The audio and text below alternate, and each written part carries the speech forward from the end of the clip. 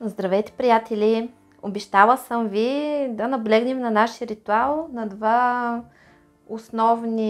две основни тематики. Едната ще бъде любов, а другата ще бъде пари. И тъй като дълго време се чудих как да ги формулирам, тъй като не е толкова важно на човека да му предскажеш какво му предстои, а е много важно да го насочиш как правилно да използва благата, които му дава Вселената и възможностите, т.е. как правилно да се изиграе картите. Тъй като много пъти човек заради свои страхове, поради липсва на знания, дори много благоприятни връзки или много благоприятни възможности ги проиграва и не ги проявява както трябва. И в такъв момент стои, се чуди защо на него не му върви, ушким всичко тръгва добре, после всичко се сгромолясва. И поради тази причина реших да направим цяла поредица от такива разклади, които да бъдат хем разклади, хем да бъдат лекции, хем да бъдат изцеления, за да няма 1000 видеа, а всичко да бъде в много неща в едно. И поради тази причина сега ще бъде малко нестандартно. Това видео може да се гледа от хора, които имат партньор, както и от хора, които нямат партньор. Тъй като принципа на взаимодействието ни с другите хора е следното. Всеки един човек има в себе си много личности. Тези личности се наричат архетипи и различни роли. И ние в своето ежедневие, в своя живот играем различни роли. Тоест, ние имаме ролята мъж, жена, във всеки един от нас има вътрешно дете, вътрешен родител, вътрешен възрастен, има мъжко и женско начало, имаме ролята приятел, имаме ролята работник, шеф. Когато готвим, сме готвачи, когато рисуваме, сме художници, когато пеем, сме певци. Ние сме многопластови и в същото време сме едни. Разбирате ли? Това е като матричката и просто в своето ежедневие човека играе множество роли, има много лица и много начини, по които се проявява. И ако ние действаме неосъзнато, то гаранцията за нашия провал е 100%. И поради тази причина сега ще опознаваме себе си и ще разбираме взаимодействието ни с света, тъй като всички, ако вие сте жена, мъжете се отнасят към вас така, както вие самите се отнасяте към себе си. Ако вие сте мъж, то жените се отнасят към вас така, както вие се отнасяте към себе си и съответно както самите вие, каквото вие мислите за себе си. Както вие се таксувате, така и другите хора ви таксуват. И поради тази причина е много важно да отработим своята самооценка. Ниска самооценка идва, защото човек в своя живот има различен път и много често е бил мачкан, особено в детството, особено от най-близките хора. И затова ще тръгнем във взаимоотношенията с вашия партньор или между вашето вътрешно мъжко и женско начало, което е олицетворение на мъжете и жените във вашия род, както и на вашите роли в предишни ваши животи в мъжка и женска форма. Това ще бъде изцеление и проявление, тъй като ние, например, може да сме много добри хора, обаче да привличаме много неприятни хора в живота си. И така, започваме с това. Това сте вие, а това е вашия партньор. И преди правих разкладите, като разделях на мъже и на жени, обаче в последствие установих, че мъжете, които гледат моите видеа, трябва да си гледат от позицията на жената и примахнах мъжки и женски род. Тоест в момента, тъй като имаме вече доста мъже на канала и в школата, което радва, защото след като мъжете започнат да проявяват желание да се развиват и да вървят напред, то за нашата държава нещата не са загубени.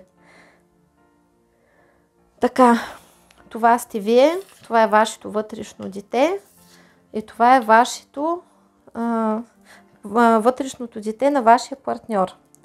И какво виждаме? Вашето вътрешно дете е преживяло травма. Като тази травма може да бъде от минал живот, а може да ви се е случила и в този живот, където сте преживяли уплах от удавяне. И поради тази причина вие непрекъснато искате в живота си да има стабилност. Т.е. всичко да е стабилно, всичко да е планирано и да имате почва под краката. Т.е. планирате много напред, вкопчвате се какво прави удавника, когато се дави и има подобна травма от удавяне. Когато човек, травмите се активират, когато човек, например, се чувства несигурен, изпитва емоция и тогава човек търси в кого да се вкопчи. И съответно вие имате способността да се вкопчвате в партньора и да искате прекомерно голяма сигурност от него. И по този начин партньора получава от ваша страна контрол, който не му харесва или може да се проявява като грубо отблъскване или просто изчезване от живота ви. Вашия партньор, когато е бил малък, е бил доста неуверено в себе си дете, което изключително много са критикували и съответно той има ниска самооценка за себе си. Когато човек има ниска самооценка, той всячески търси начини да се самоутвърди. Как изглежда, тъй като мъжкото и женското съзнание, те са различни. Мъжете и жените разсъждават по различен начин. Жените, когато имат ниско самочувствие, реагират по два начина. Или се свиват и затварят в себе си и стават личности, които се стремят да угодят на всички, имат такова угодническо поведение, в което всячески се опитват да докажат, че те са най-добрите, да заслужат одобрение и ги е страх да искат от партньора каквото и да било, страх ги е да не ги изоставят, да не ги нагробят, да не се изложат. Както и подобен човек в живота го е страх да рискува, страх го е да се прояви и реагира много така емоционално и чувствително на критиките и очаква се нещо лошичко да му се каже, нещо лошо да му се случи. И съответно в втората категория жени започват да имат такова поведение, в което са много ярки, обличат се, имат мания за съвършенство и перфекционизъм и се стремят всячески да бъдат в тон с модата, в крак с модата и са склонни също към хирургични интервенции, за да са супер-пупер и да няма кой какво да им каже. Мъжете имат два начина на самоутвърждение. Единият е когато човека решава, че ще стане богат, успешен и няма да му пука кой какво ще говори за него, защото той ще има пари, той ще командва парада. И втората категория са тези, които започват да самоутвърждават себе си чрез противоположния пол. И съответно такива мъже обикновено за тях е важно да забият бройка, т.е. в момента, в който жената е покорена и му каже искам те, обичам те, не мога без теб, той се изпарява, защото бройката е забита и е безинтересно вече да си стои, той отива да самоутвърждава себе си при други жени. Има и такива мъже, които не е нужно, примерно, да ходят при жената и да имат сексуален контакт с нея. Това са тези вечните флиртаджи, за които е важно да флиртуват, да са весели, да са в центъра на женската компания и всички жени да викат ах и ох. И обикновено такива мъже се занимават с чатене и флиртове с различни жени, без изобщо да отиват на среща с тях. И съответно, ако вие привличате някакъв такъв типаж мъж, това е защото вашето мъжко начало е наранено. Също така, тук при вас е много трудно да си показвате чувствата и също така не сте научени да искате помощ от другите хора, сте научени да се оправяте сами. И вие може да копнете за разбиране и за ласка, тъй като вашето вътрешно дете, нали, тук в това сте вие, от тази страна, вие сте възпитавани доста спартански и са ви учили да се оправяте. И вашето вътрешно дете, обикновено когато взаимодейства с противоположния пол, търси свой родител, не търси партньор. И затова вие може да страдате от това, че имате недостиг на внимание, недостиг на комплименти, недостиг на ласки и може да се вкопчвате в своя партньор, защото искате да наваксите тази любов, която ви е липсвала и вие вътре в себе си сте едно самотно дете, ви мъчи самота и никога не сте доволни от своя партньор. Също така, като сте били малки, изключително много са ви затваряли устата и вие не смеете да изкажете своите претенции към своя партньор, защото ви е страх, че той ще ви нагруби, че ще ви изостави или че ще реагира неадекватно, или ако изявявате или проявявате своите претенции или своето мнение, го правите с голям страх.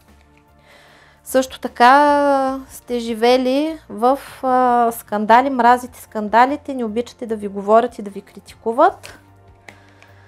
И все още сте малкото момиченци или момченци, което се нуждае от изключително много разбиране. Вие се нуждаете от разговори, нуждаете се от внимание, от разходки и от правенето на различни неща заедно със своя партньор. Това е от вътрешното ви дете. Вашия партньор се вижда, че като цяло е имал доста амбициозен родител. В неговият живот, неговия родител все още може да играе голяма роля, като тук се разделят категориите на две. Едните са много властна и изискваща майка, която контролира и е като шеф-диригента и нейното дете я следва и слуша безропотно. Или в другия вариант е когато детето се е възпротивило и е в изключително лоши отношения със своята майка. Тоест, тук има два варианта. В много лоши отношения с майката и майката е Бог. И без нея не може.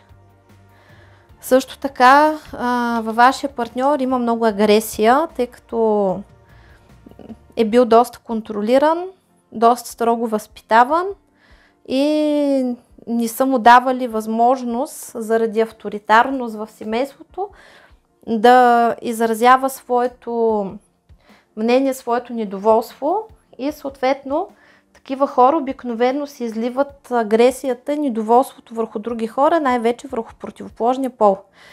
Тук се разделя на два пак типа. Едните, които не могат, примерно, по-точно на три типажа. Едните, които са в лоши отношения с майка си, си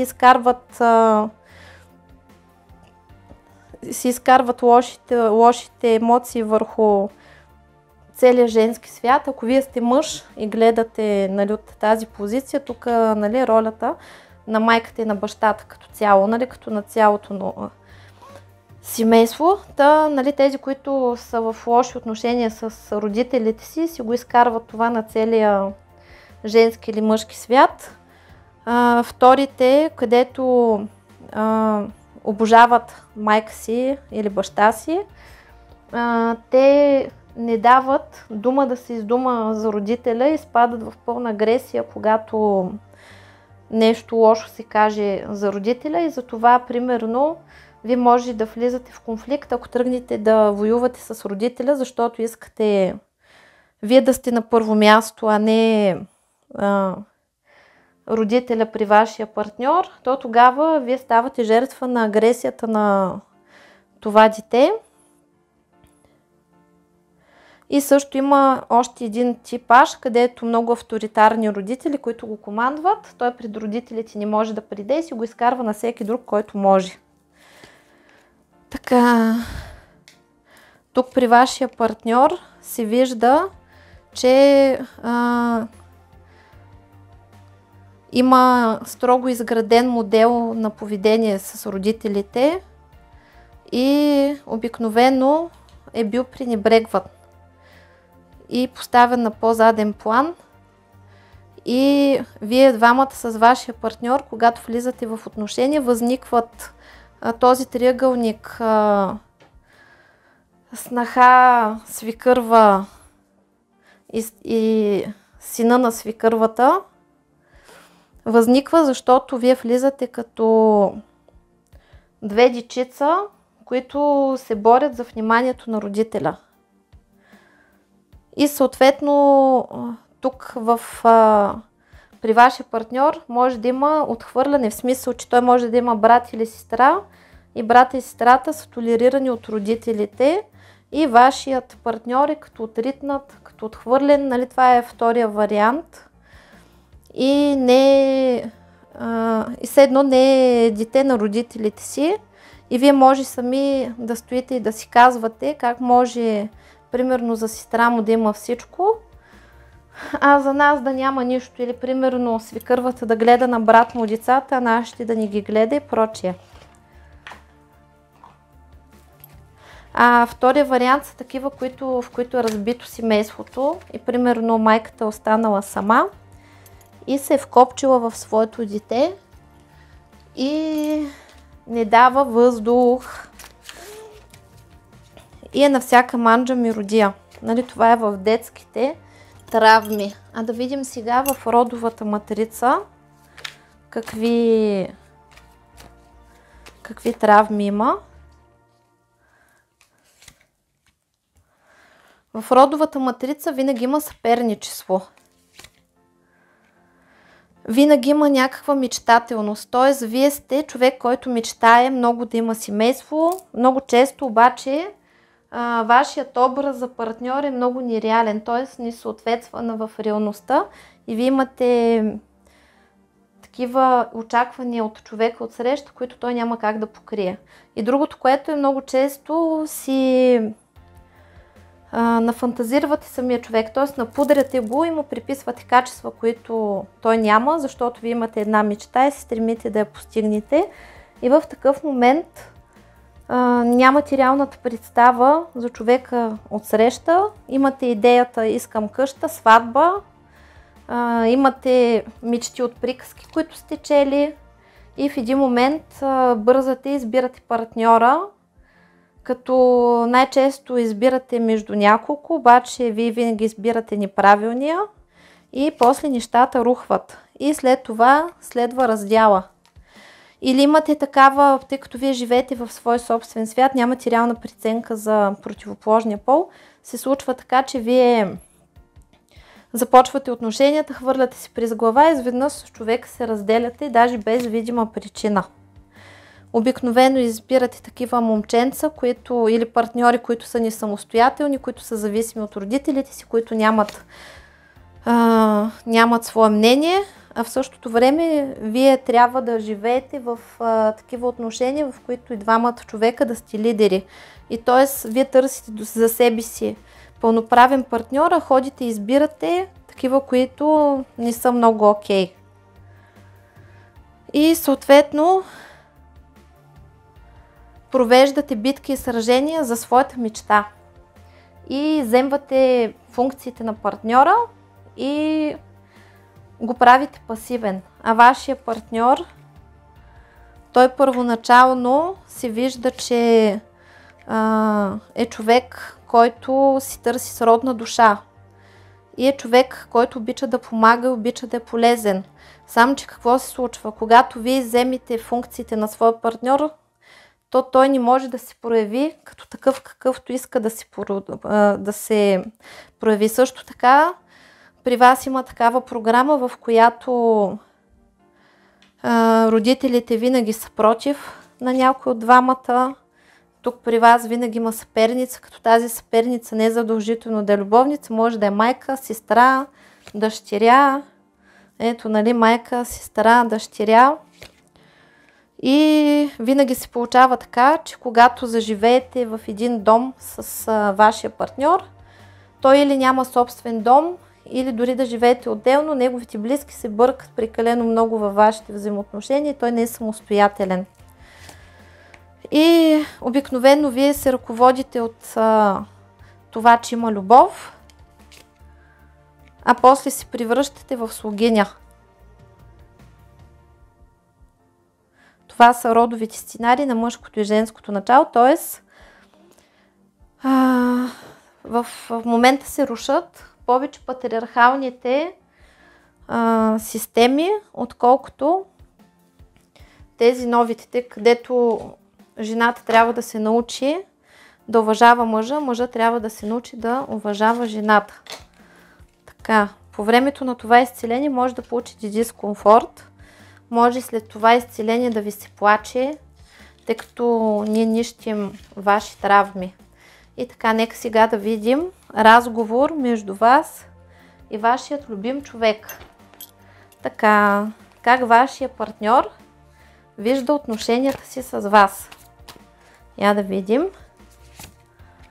Вашия партньор ви харесва, между вас двамата има сексуално привличане и се вижда, че не сте му безразлични.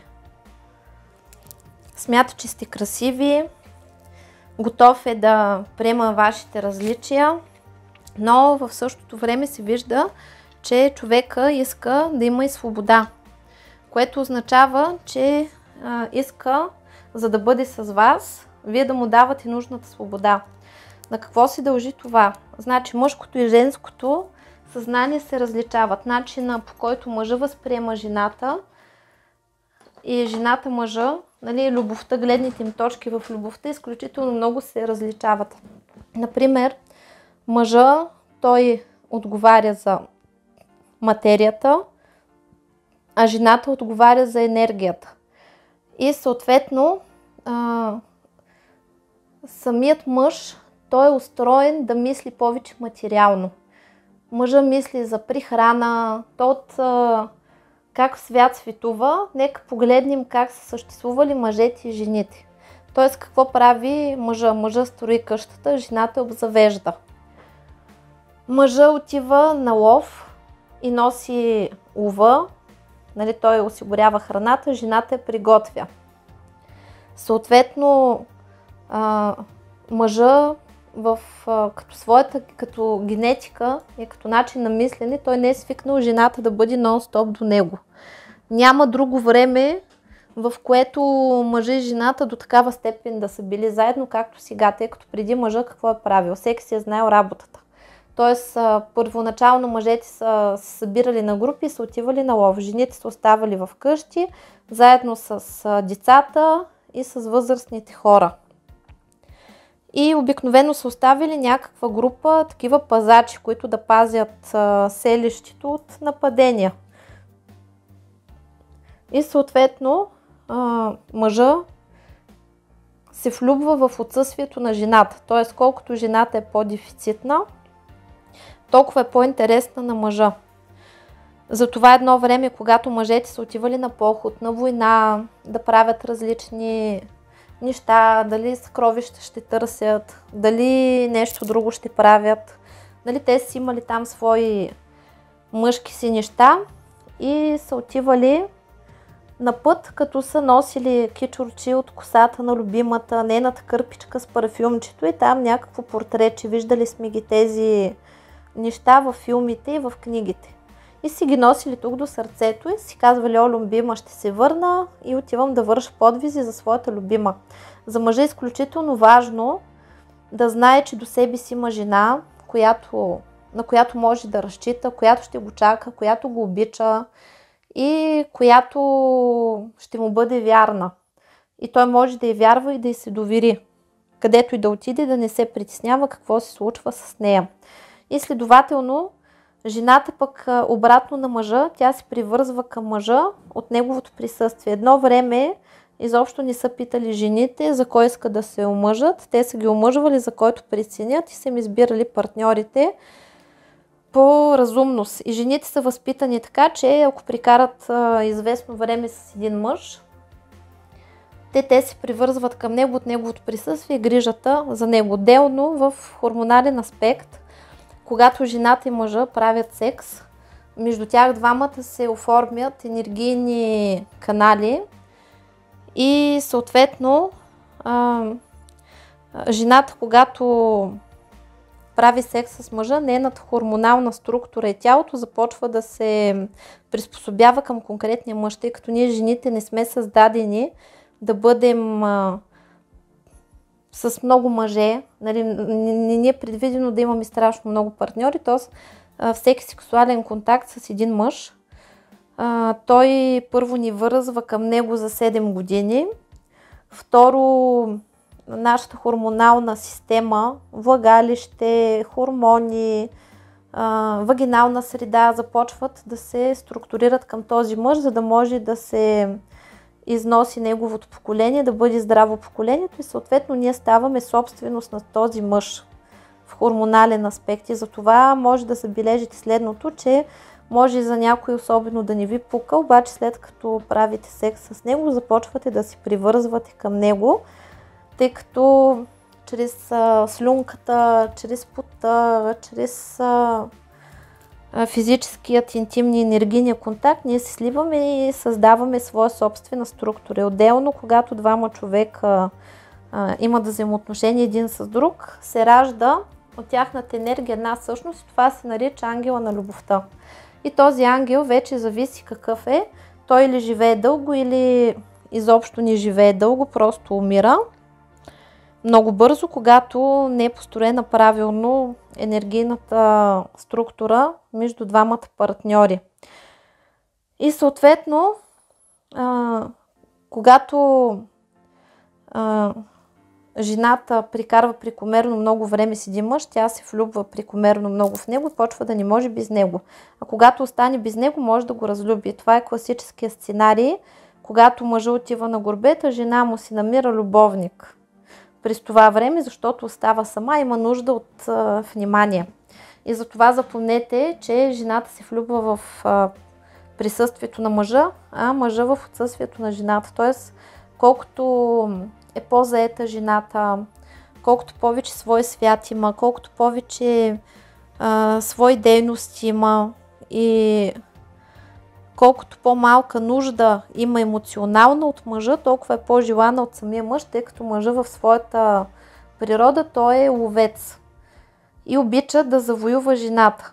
И това е заложено още от едно време, тъй като преди в старите времена на мъжа, когато мъжа искал да се задуми, са отивали се сватосвали с момата, показвали са ги, запознавали са ги и обикновено на мъжа му е казвано: имаш там определен брой години, в които да построиш къща, да купиш земя, да купиш там овце, крави, каквото трябва и чак тогава вече сватба. Ако смятали си, че ако един мъж няма способността да построи една къща и да организира едно хазяйство, то той няма право да има жена, тъй като такава жена до него ще умре от глад.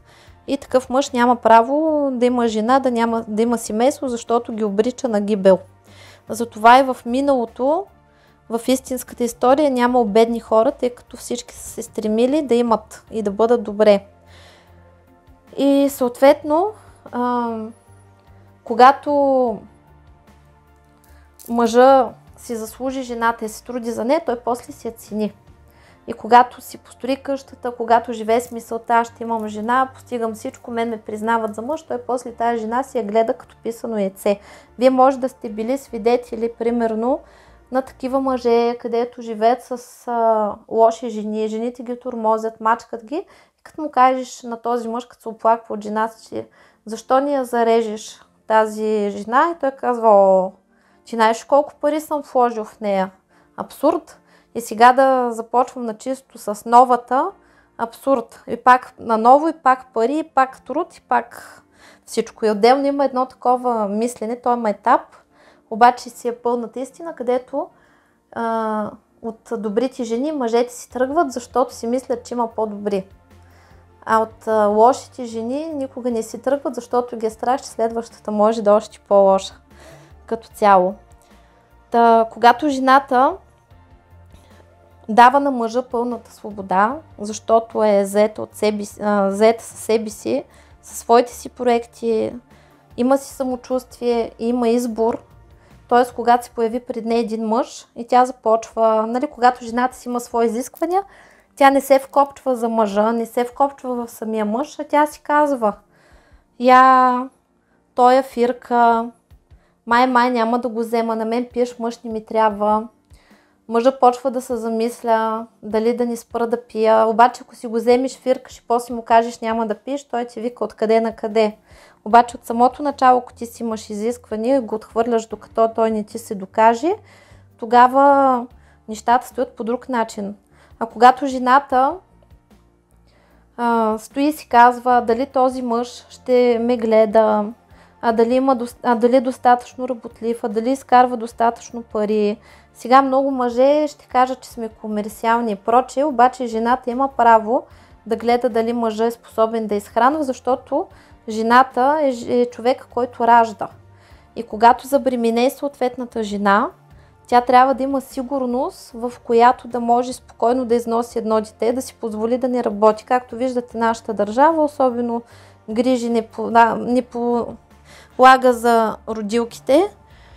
И съответно се радваме на едни смешни майчинства и смешни детски, с които деца вика едни обувки не могат да купят майките с тези детски.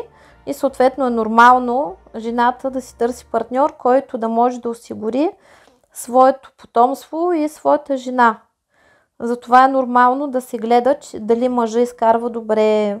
Не е нужно да бъде супер богат, да бъде човек, който е работлив, който се стреми да има добри доходи, който има планове, който учи, който се развива, който вижда себе си като човек, който представлява нещо в обществото, а не просто да си търси някоя да го осинови и да легне на дивана и да се разпорежда оттам. Такива мъже, на кой са им притрябвали. Също така е хубаво жената да има изисквания, в които да гледа дали партньор е достатъчно щедър. Давам ви пример. Например, наскоро една моя приятелка се беше хванала с един мъж, който беше много богат. Той още си е богат, обаче на пръв поглед изглеждаше щедър. Т.е. излизаха по най-скъпите заведения, нашия хвърля пари, бакшиши, за храна, за ядене, за пиене, за такива неща си харчат пари. Кания, примерно, на спа, на море, напред-назад, хвърля някакви пари, обаче в един момент моята приятелка стана така, че беше закъсала за пари. И беше се развалила колата и ремонтът беше доста сериозен. И нито да продадеш тая кола, нито да я оставиш така. В смисъл, че беше по-добре да я ремонтира, отколкото да я хвърли, защото и ако я продаде в развален вид, после нищо не може да си купи. В същото време беше в период, в който беше с ограничени финанси. Тоест, тя няколко пъти споменава пред своя партньор, че има проблеми с колата. Той нищо. Тя след това започна да търси начин да си плати ремонта за колата, като ремонта струваше някъде 4000 лева. И тя непрекъснато комуникираше с него, пред него за това нещо. Беше му намекнала, че се нуждае от помощ, обаче нашия човек от едното влиза, от другото излиза и никаква съпричастност. Като искам да вметна, че тези 4000 лева на него му бяха джобните. Той сядаше на ресторант и правеше по 700-800 лева сметки само за една вечеря. Смятайте за какво става въпрос. И само костюма му беше 3000 евро. В същото време моята приятелка успя да намери пари на заем от нейна колежка, която ги даде, обаче каза, че трябва да ги връща на части за 3-4 месеца да ги върне тези пари. И тя сметна, че когато връща парите, след като си плати сметките и върне парите на своята колежка, остава с 400 лева за храна, за бензин, за детето и за всичко, тъй като тя, нали, е разведена. И този пак нищо. И докато тя се ядосваше как може този човек грам да ни прояви съпричастност за това, че тя има проблем с финансите, даже да беше ги дал назаем, ако толкова му се свидат да й помогне, можеше да ги даде на по-дълъг срок. Нали, можеше да помогне по някакъв начин. И в същото време една нейна приятелка получи някакъв абсцес с зъбите, беше се надуло лицето, беше с температура и събираше гной. Беше с дренажи. Изведнъж, докато установят какво е, се оказа, че някаква кост расте през самия венец и руши всичките зъби. И трябваше спешно да й се прави операция, като тази операция струваше около 5000 лева и момичето ги нямаше тези пари. Тя тогава имаше приятел, и тя още си го има, да е жив и здрав, Златене. Същото момче, то не е богато, то работи в една фирма като шофьор и изкарва от 1500 до 2200-300 лева на месец, зависи колко часа ще работи. Същото момче отиде и изтегли кредит, с който плати операцията на своята любима жена и каза: аз съм до теб, на мен можеш да разчиташ, защото тя беше в такова състояние, че се грижи за болната си майка с една заплата и просто нямаше как да си позволи да си направи тази операция, която беше буквално и животоспасяваща. И съответно, моята приятелка тогава погледна бедното момче, погледна богатия буклук до себе си и му бишлата, защото каза: за какво си ми? Затова не е важно мъжа толкова да има пари, а е важното да е човек и да бъде готов да ви помага, да бъде до вас като скала и да бъдете на първо място приятели. И другия фактор, връщаме се, нали, при избора, когато ние избираме и гледаме, а дали мъжът е такъв, а дали е онакъв, а дали на него може да се разчита, мъжът има стимул да се доказва още в самото начало, когато е настроен завоевателски, природата му е готова да се нагажда и да се променя. Аз така имах един обожател, който нямаше начин да имаме нещо с него по-сериозно, защото Ергени иска да има деца, пък аз съм приключила с тази дейност. Но момчето беше решило, че на мен проблема ми с финансите и той, докато се въртеше около мен, аз му бях казала, че сме приятели, в рамките на половин година си вдигна доходите 3 пъти.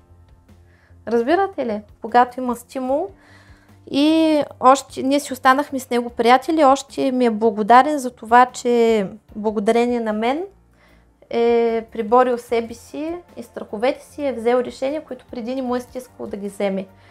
И затова жената развива мъжа със своето искам, разширява мъжкото мога.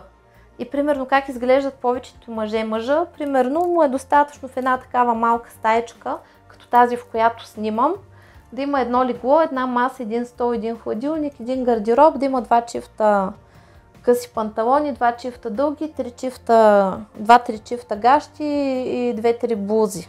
Нали, това е за класическите мъже, не говорим за онези примадони, където не знаят мъже ли са, жени ли са и стоят пред огледалото и за друго не стават. Говорим за класическия мъж. Съответно, когато се появи жената започва: защо хладилникът ти е празен, дай да купим храна, дай да сготвим, леле, имаш само 2 чифта чорапи, трябва да имаш поне 10, да можеш да ги сменяш, и гащи трябва да имаш, и дрежки, и обувки, и как можеш да имаш само един чифт чаршафи, трябва да имаш поне 2-3 да се сменят, и това легло е много тясно за нас двамата, дай да го сменим с по-широко.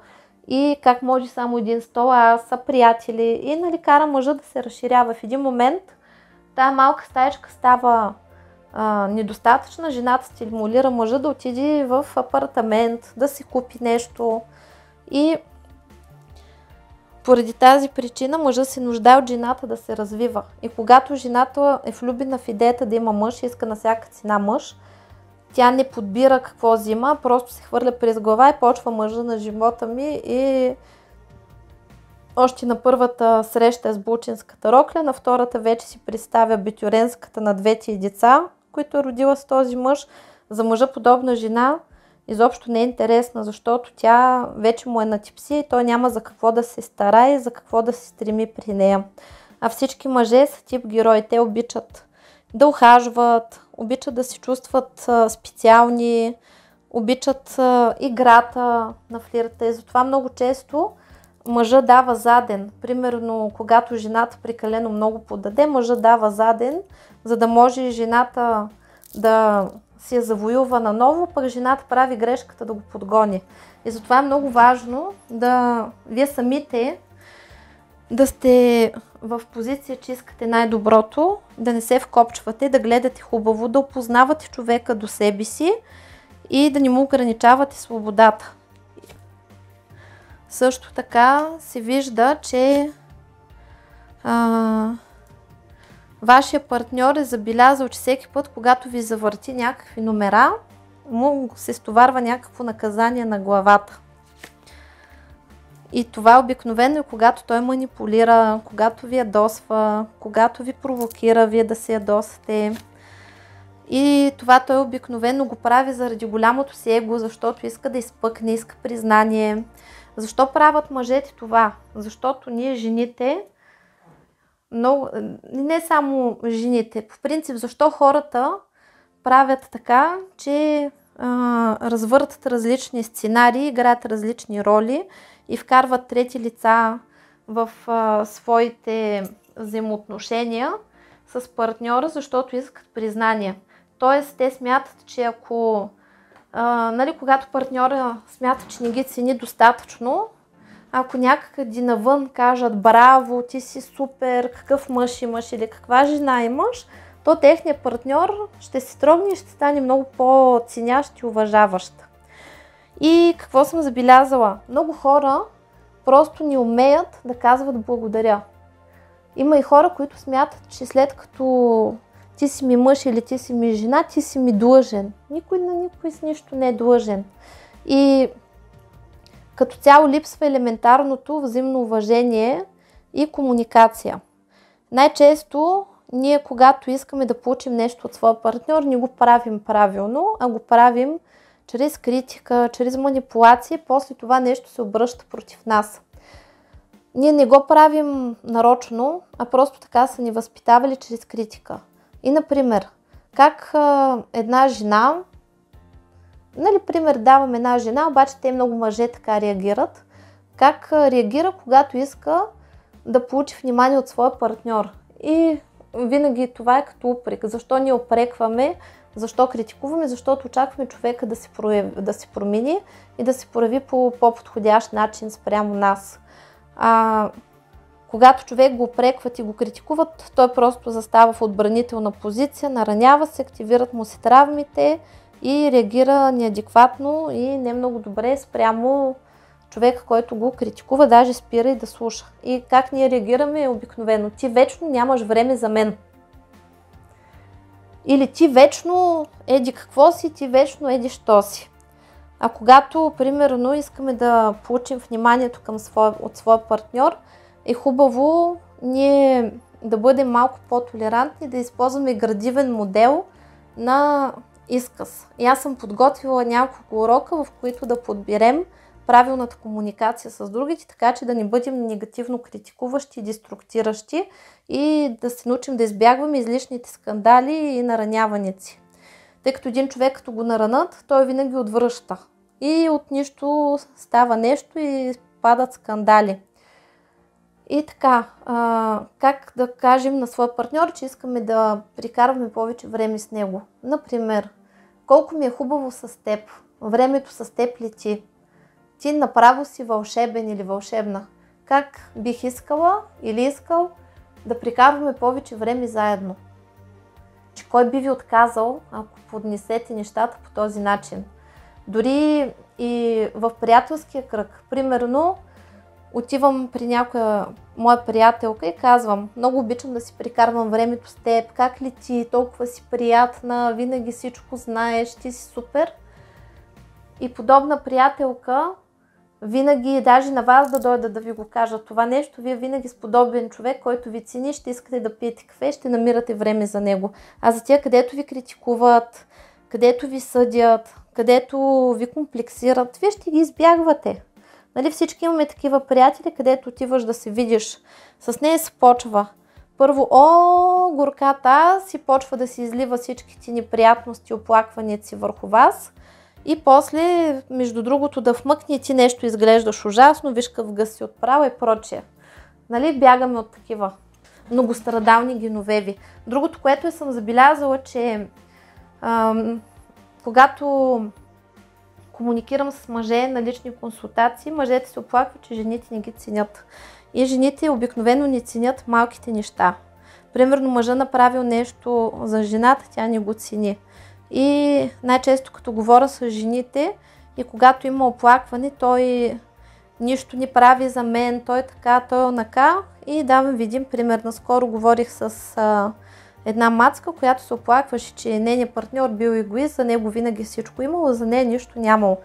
И, например, ония ден ни купил рокля, даже насмотал, че нямало пари. Като имало пари, тогава рокля щяло да има. Тя искала, не знам си какво си, нямало пари. Еди какво си искала, нямало пари. И тя мрън, той е такъв онакъв и в същото време вика: кога ми беше следващия час, че съм с нов телефон. Викам: о, честито, какъв ти е телефон? И тя ми вика: той ми го купи, iPhone последен модел. И аз викам: чакай малко. Как той нищо не ти купува? Ти е купил iPhone последен модел. Колко струва този телефон? Много пари струва, нали? И ти какво искаш, всеки ден нещо да ти купува ли? Ми той човека да не е Рокфелер. И поне да му беше казала: благодаря за този телефон. Каза ли му благодаря? И тя: ми не. Аз мрънках много да ми го купи.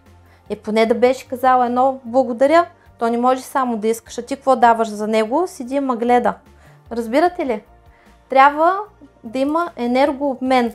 Аз на теб, ти на мен. Или един друг случай имах, в който едни мои приятели, познато приятелско семейство, се разведе. Те първоначално бяха такива, нали, мъжа работеше, интелигентен, с хубава професия и даже планираше второ дете. Никой не очакваше то човек да се разведе и да си хване друга жена. И един слънчев ден бях свидетел на нещо много грозно. Значи тя първо мрънкаше, че се развалила пиралнята и че трябвало да купува нова пиралня и че нейният там дремило му на него, че тя нямала пиралня и, нали, се занимаваше с това да го поплюва. Такъв било, накъв било. Ние бяхме на кафе. В същото време щяхме да се събираме в тях и мъжете бяха казали, че ще правят там някакво барбекю и ние жените бяхме отишли там да купим зеленчуци и разни други неща и да си правим вечерата за сбирката. И се прибираме в тях, носейки торби. Изведнъж нейният мъж се показва на вратата, заедно с другите двама мъже на другите жени. И казва: тада! И тя: какво тада? Какво има тук? И отива и гледа, че той е купил най-хубавата пиралня. Но ви казвам, хубава пиралня. Такава, дето пире, суши и някаква пара имаше вътре, където дрехите направо изгладени излизат. И беше много скъпа тая пиралня. И беше сложил панделка, беше го направил като изненада с двамата си приятели. Монтирали всичко, фърлили старата пиралня и тада и чака тя да се зарадва. И ние всичките, които виждахме това нещо, си викаме: ах, нали, супер, нали, браво, пък тя като почна: как ни те е срам, ти мен уважаваш ли ме? Ще ми купуваш пиралня без да ме питаш, ти мен зачиташ ли ме като човек? Аз исках сама да си избира пиралня, кой те кара да ми избираш пиралня? Тая пиралня на мен не ми харесва, тая пиралня буклук, да я връщаш в магазина, аз сама ще си избира пиралнята. Направо му скапа настроението на мъжа. И този мъж, както правеше детската, за да имат второ дете, точно след като направи детската, изведнъж го забърса от някъде някаква и той отиде при нея и гледа в момента чуждо дете. Разбирате ли? Как една жена може да си прогони мъжа. И също един мъж може да си прогони по същия начин жената. И тук говорим за за пожертването. И като цяло се вижда, че вашия партньор изключително ви харесва, иска да сте заедно, само че вие трябва да отработите тези пунктове, които ви казах. Така, да видим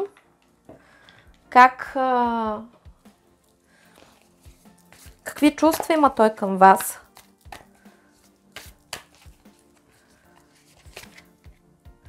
Този човек очаква да бъде полезен във вашия живот и вие взаимно да си помагате и да си подкрепяте, а не да вършите всичката работа за самички и да му изземвате функциите. Също така се вижда, че от време на време хитрува и може да ви издокарва вие да вършите цялата работа. Като цяло се вижда, че той ви наблюдава и се дразни, че вие сте му иззели функциите. Той иска да има повече инициатива. Той се чувства полезен, когато прави различни неща за вас и когато вие му казвате браво и признавате това, което е направил за вас. Като цяло се вижда, че вие сте доста специален човек за него и той от време на време ви прилага различни хватки, похвати, за да ви кара да правите различни неща за него. И вашата връзка трябва да премине на приятелско ниво, защото вашия човек иска вие да сте приятели и да разговаряте правилно, т.е. да го призовавате към разговори. Много е важно да спрете да вършите неговата работа. Ако примерно сте жена, спирате да вършите всякаква мъжка работа и го приканвате той да я свърши, като каже защо аз, а не ти, защото обикновено тук, доколкото виждам, вие сте му иззели всички функции, то тогава казвате, защото ти го правиш по-добре. И после му благодарите и го хвалите. Също така се вижда, че много от вас може да се намират в пауза, защото тук има друг човек между вас или вашия човек се страхува да не ви загуби, да не отидете при друг. И съответно се вижда, че е влязъл в период, в който е започнал повече да ви цени и да съжалява за много неща, които е направил и сега осъзнава, че вие сте неговия подарък и е готов да действа. И може и от двете страни да има трети човек. Вие може да сте в триъгълник или в четириъгълник, защото тук се вижда другата, т.е. може преди вашите отношения да са били такива, че човекът да не е бил уверен дали точно вие ще бъдете неговият избор или вие да не сте били уверени дали е точно той. Но се вижда, че като цяло вие му носите късмет. Вижда се, че сте имали доста конфликти, той ги осъзнава. Обаче същевременно тези конфликти на него са му скъпи. И той се е забавлявал с конфликтите, с начина по който се ядосвате, с начина по който сте си прикарвали времето заедно. И се вижда, че първоначално може би не е погледнал на вас много сериозно и е смятал, че вие сте нещо мимолетно. Затова е повлияло и неговото обкръжение, но само с вас той се чувства щастлив. И ако във вашите отношения има намеса на други лица, или сте разделени, или сте предраздяла, или сте в катаклизъм, вашия човек в момента е в трансформация и осъзнава, че нищо по-хубаво от вас няма и съответно от вас какво се иска? Заемате се с различни приятни дейности, обучение, приятелки, разходки, планове по личностно усъвършенстване и мъжът и вашия партньор остава в по-заден план. Давате възможност на вашите отношения да се трансформират, като не се вкопчвате, не задушавате, не командвате, а започвате да живеете за самите себе си. И тогава във вашите отношения настъпва разбирателство и ще се радвате на споделена любов. Тоест, и виждате ли отзад? Любов. Така че в тези отношения има бъдеще, просто трябва малко да се покоригирате. И ако вие сте забравили, че сте крал или кралица, седнете на трона, промете, че по-добър вариант от вас няма. Вие сте човек, който не се среща под път и над път и трябва да си знаете цената и просто не позволявайте на страховете и на негативните мисли и емоции да ви владеят. Любовта е част от живота ви, но не е целият ви живот. На първо място стои любовта към самият себе си, нали, човека. И тогава, когато човек обича себе си, всички го обичат. Когато вие чакате друг човек да ви направи щастлив, вие дълго ще почакате и ще имате поредица от неудачни връзки, тъй като няма друг човек, освен вас самите, който да умее да ви прави щастливи. И затова, когато вие сте личност, която има пълен и цветен живот, която има какво да разкаже на своя партньор, то тогава вие сте много интересни. И ви давам един пример. Значи мъжа, по принцип, той не може да се справя с стреса. Тъй като всички мъже са така доста отговорни, те по цял ден мислят как да решават различни проблеми и не могат да се справят с напрежението и стреса, който е в тях. И затова мъжете търсят жената, за да може да релаксират.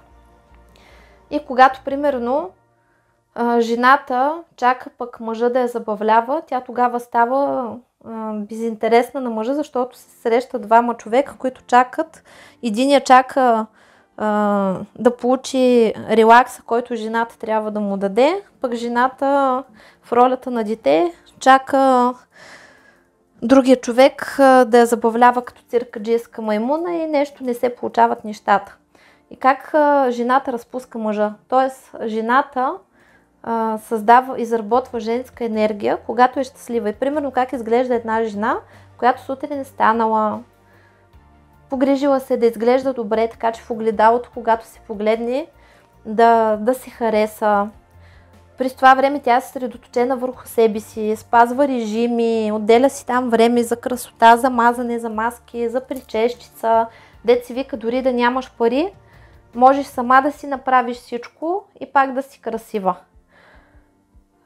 Също така, когато жената се хареса в огледалото, тя има друго излъчване, има самочувствие, излизайки на улицата, тя е усмихната, привлича, хората й се усмихват, тя се усмихва, отива на работа, тя е в настроение, още от вратата колегите правят комплименти, много си хубава днес, нейната самооценка се покачва, работи много по-продуктивно. В същото време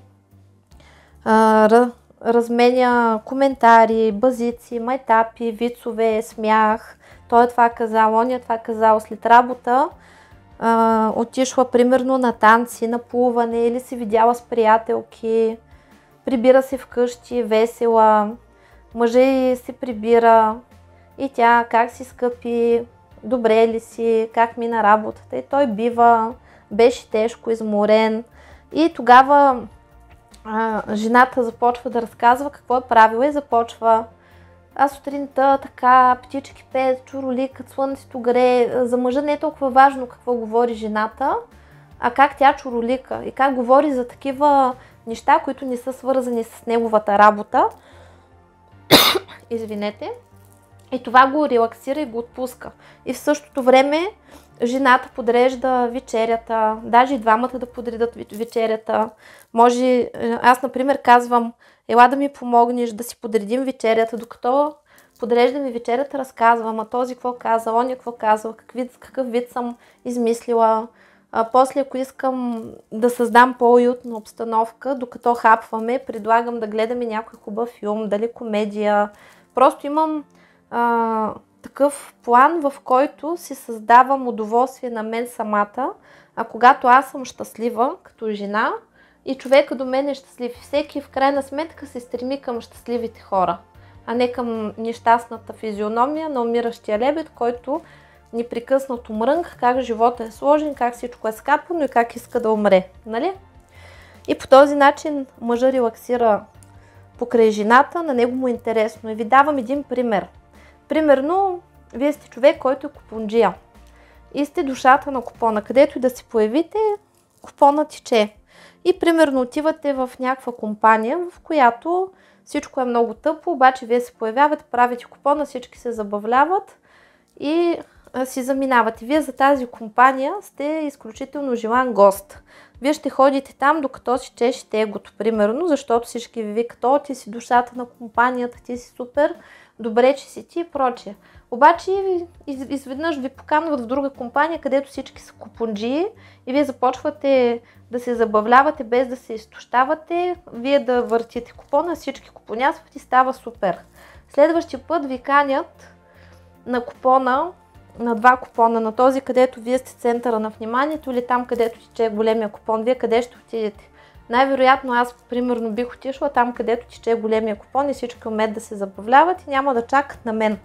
Защото човек не винаги е в кондиция, не винаги е в настроение, не винаги е способен да бъде клоуна на вечерта или коронния номер на вечерта. Това е изморително и прекалено отговорно. Един такъв човек един път да не направи купона както трябва и после вече го гледат на криво. Нали така? Защото са имали прекалено големи очаквания от него. И на подсъзнателно ниво човек отива там, където и другите умеят да се забавляват. И затова, когато вие умеете самостоятелно да се забавлявате и да си доставяте различни удоволствия, тогава вие сте мечтаната компания на всеки един човек и в любовта, и в приятелството, и навсякъде. И затова е много важно да наблегнем на тази основа, ние да сме добре.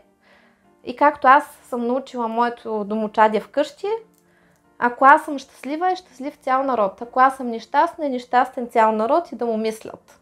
И така, това беше за днес. Ще имаме цяла поредица от такива лекции, как да боравим с любовта, ще си изцеляваме травмите и ще се учим как да взаимодействаме с противоположния пол. И даже планирам да направим такива разклади за деца и родители, за приятели, за работа, навсякъде. И ще имаме такива разклади за финанси. И така, пожелавам на всички много успехи, надявам се ви хареса и до нови срещи. Чао, чао!